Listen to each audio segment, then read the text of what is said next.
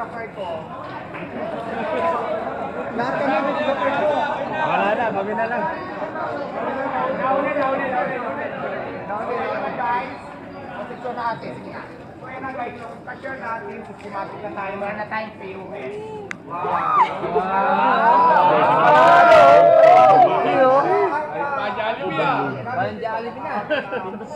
Halimbawa po, mag-order kayo, kapituloy namin yan, tapos din yan lahat. Tapos doon yung mga menu natin nakalagay, pipili kayo doon. Tapos ang kagandahan natin dito guys, kasi mayroon pong maraming tao. Pwede na meron dito, baka tayo na nagpindot din doon.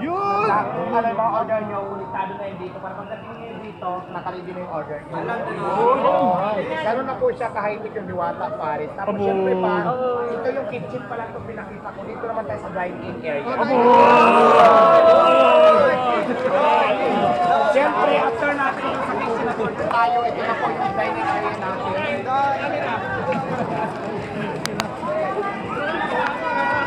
Yung vlogger dito.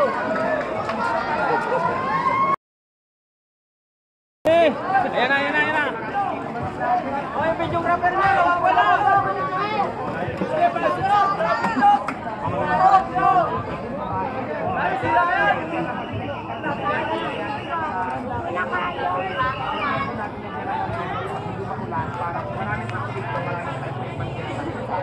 So ayan, pinakita ko lang sa inyo yung itsura ng Diwata Paris overload ng city na talaga namang pinaganda namin, mas in-improve, mas pinalinis, mas naging systematic lahat at naging maayos na po niya. Kaya maraming salamat. Basang-basa na yung cellphone. Basang-basa na po yung mga cellphone ng mga vlogger. Kasi marami po tayong plans na nilalagay sa buong Pilipinas.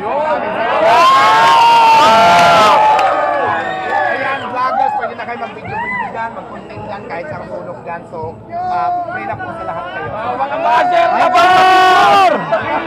Mga master naman! Diwata! Diwata! Diwata!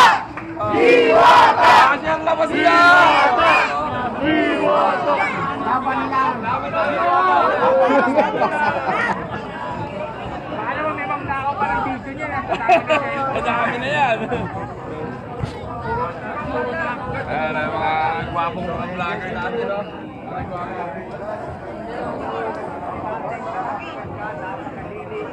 Guys, dito!